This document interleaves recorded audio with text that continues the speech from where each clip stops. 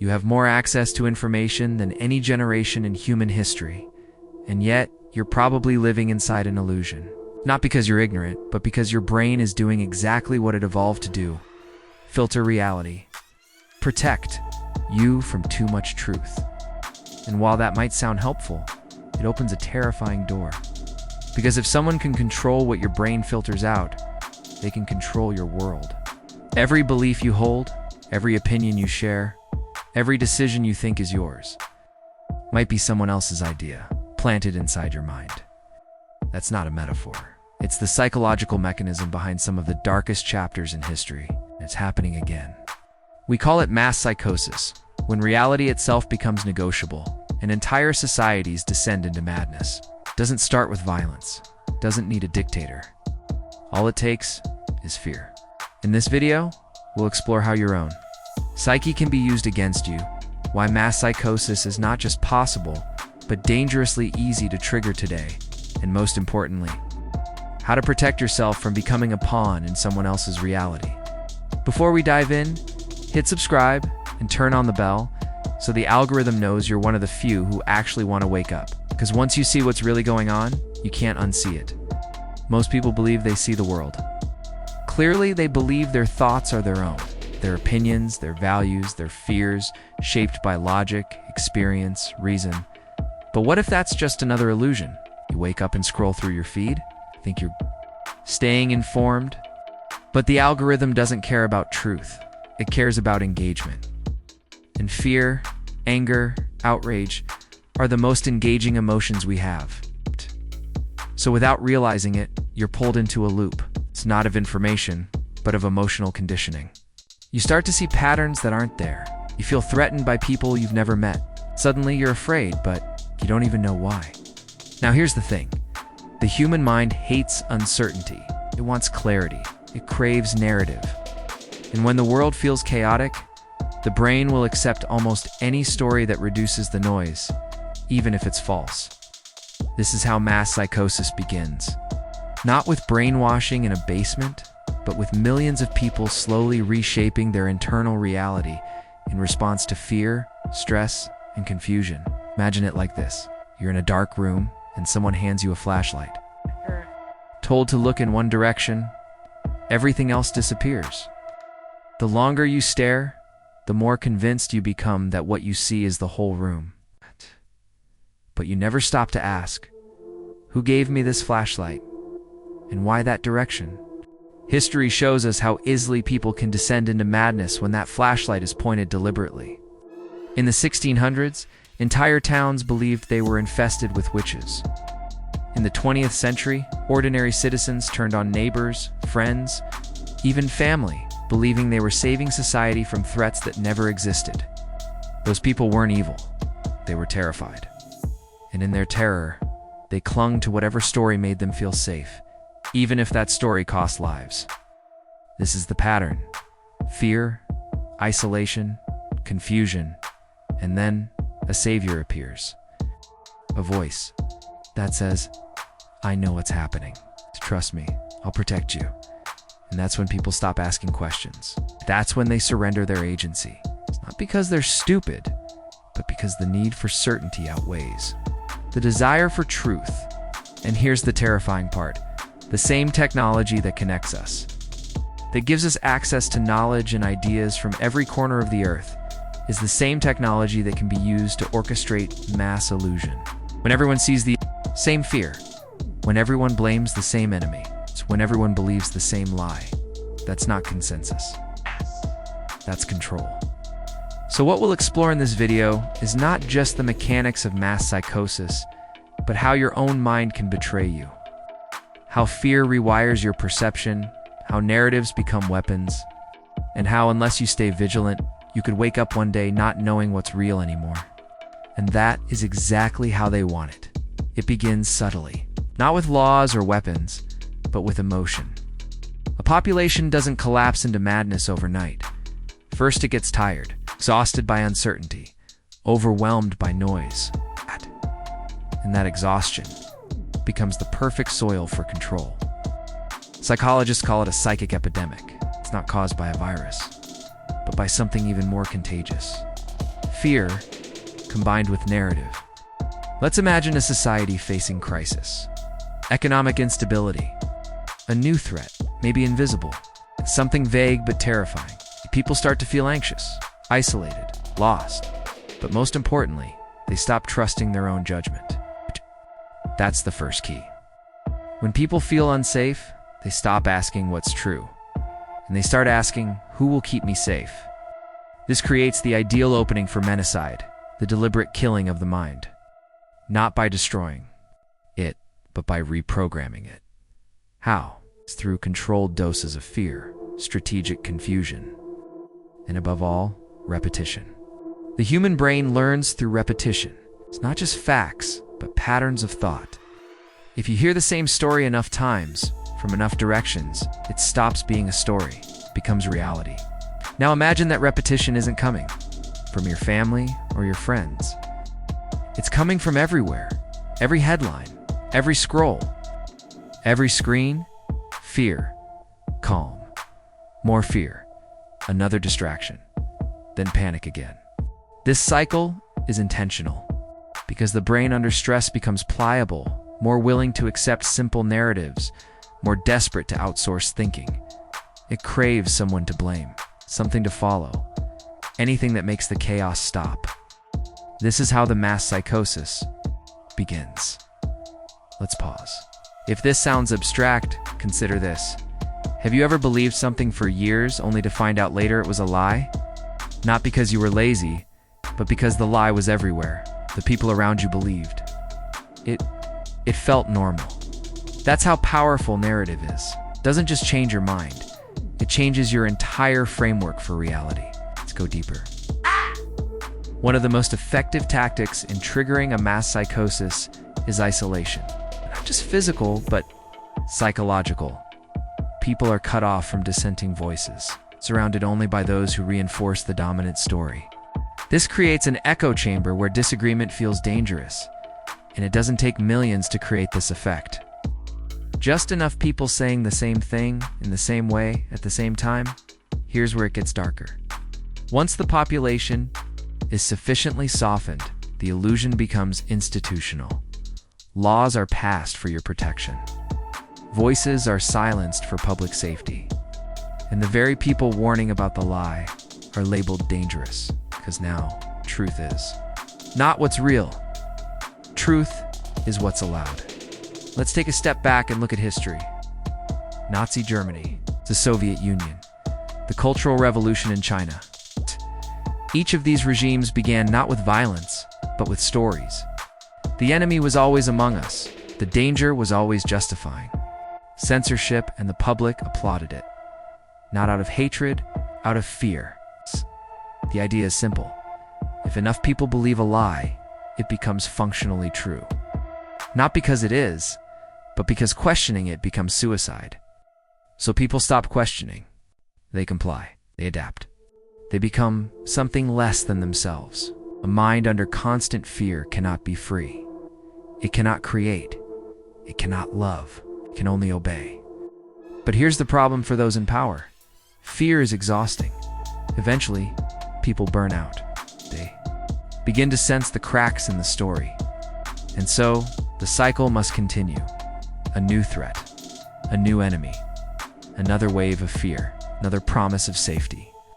And as long as that cycle continues, the population remains trapped. Not by walls, but by their own thoughts. You might think it's information, truth, facts, and yes, that helps. But it's not enough, because people don't believe facts unless they trust the source. When trust has been shattered, truth becomes meaningless. What really breaks the psychosis is disobedience.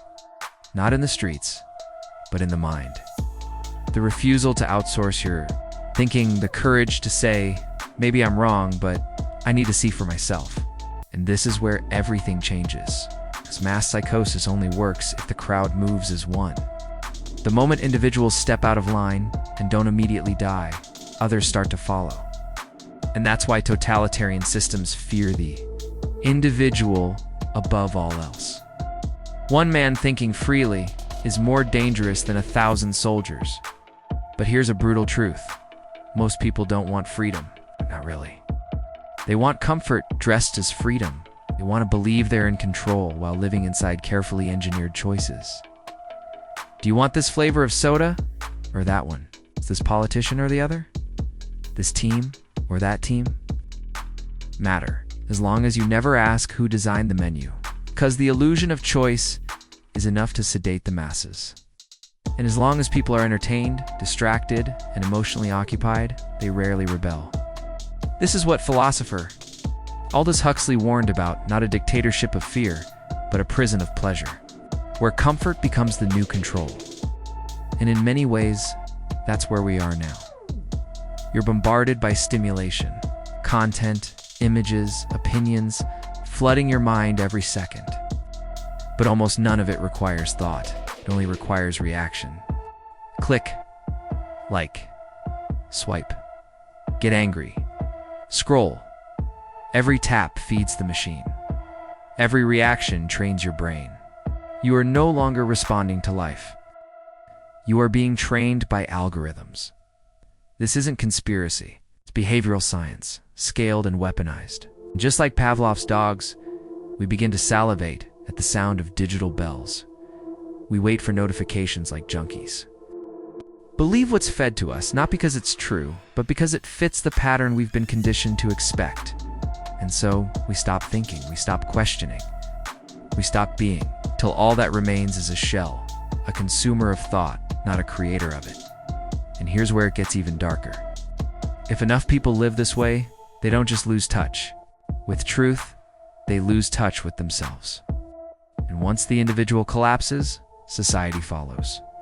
Because a society is nothing more than a reflection of its individuals. So what now? How do we protect ourselves from this collapse? Step 1. Withdraw consent. Not from society, but from illusion. Refuse to believe what everyone else is saying just because everyone else is saying it. Ask yourself, does this make sense? Who benefits from this narrative? What would it cost me to be wrong? These questions don't make you paranoid. Make you free. Step 2. Reconnect with silence. The modern mind is never quiet, and that's a problem, because clarity does not come from noise. It comes from stillness. Turn off the stream. Breathe. Listen. Ask yourself, what do I actually believe? Not what's trending, not what's safe, but what's real. You'll be shocked how hard that is at first, right? But over time, your brain remembers. It remembers how to think, how to reason, how to see again. And step 3, create parallel meaning. In every totalitarian system, there are always those who build something outside the machine. Small groups, quiet circles, spaces where people speak. Truth, even if it's dangerous, they build culture. They create art. They raise children with values that don't come from screens. They write books no one's allowed to read, until one day everyone does. You don't have to change the world. You just have to refuse to surrender your soul to it, because truth spreads differently than lies. Lies need constant energy, censorship, control. Truth just needs a spark.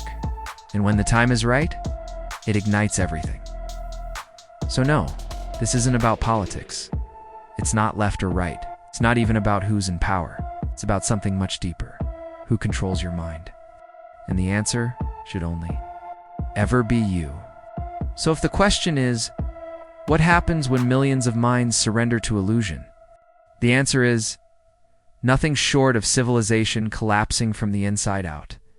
It doesn't start with war. It starts with forgetting. Forgetting how to speak honestly. Forgetting how to disagree without fear. Forgetting how to live without permission. And that forgetting becomes a kind of silence, not peaceful, but paralyzing. You look around and everyone's smiling, obeying, nodding, but something feels off. It's like the whole world is performing sanity while quietly falling apart. This is what makes mass psychosis so effective and so terrifying. It doesn't feel like madness when you're inside it. It feels like safety, like unity, like the greater good. The deeper you go, the harder it becomes to imagine another way. Even if your instincts scream that something is wrong, you bury them because the cost of dissent seems too high. Now imagine this. You live in a A world where every institution, school, media, medicine, even art, has become an echo of the same ideology. Same phrases, same rules. Same punishments for stepping out of line? That's not progress. That's programming. And when a society becomes fully programmed, the individual becomes the enemy. Not the violent one, not the criminal, but the one who simply thinks differently. Why? Because truth is contagious, and so the system must suppress it. This is why totalitarian regimes fear artists, writers, comedians, anyone who dares to speak without a script. Because unscripted thought reminds others of their own inner voice, the one they were told to ignore, the one they buried long ago. And once that voice wakes up, it can't be silenced again. Let's talk solutions, real ones. The first is rebuilding inner authority. Most people live like renters in their own minds, always waiting for permission, always checking the reaction. But you can't be free if you're afraid of your own voice. Reclaiming it means learning to sit with discomfort, to question not just others, but yourself. Why do I believe this? Do I believe it because it's true or because it's safe? Truth is never neutral. It costs something, but the alternative is slavery disguised as virtue. Second, restore real connection, not likes, not hearts. Not fake validation from digital ghosts, but actual human moments.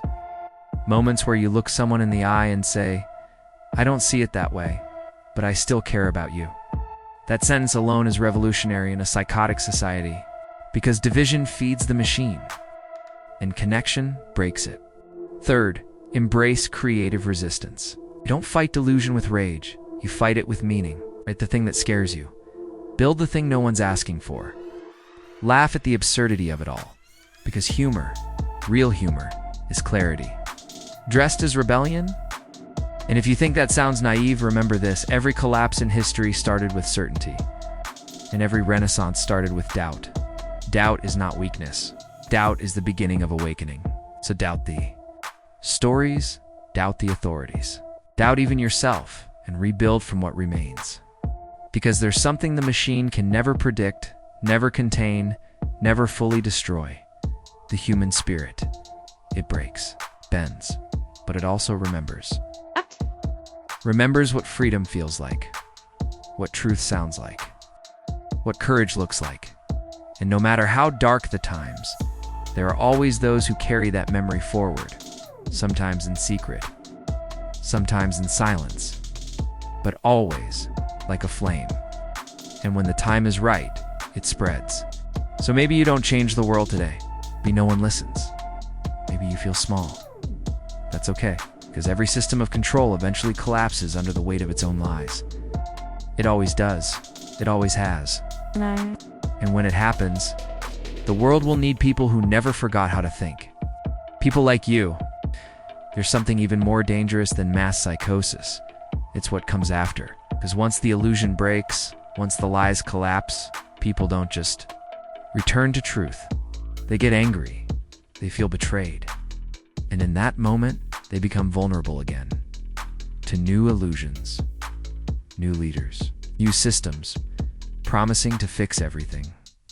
And the cycle begins again. Unless enough of us learn how the cycle works. How fear turns into obedience. How confusion becomes control. How narratives become cages.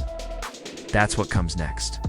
A deeper look at the mechanics behind manipulation, how language, symbols, and stories are used not to inform, but to enslave.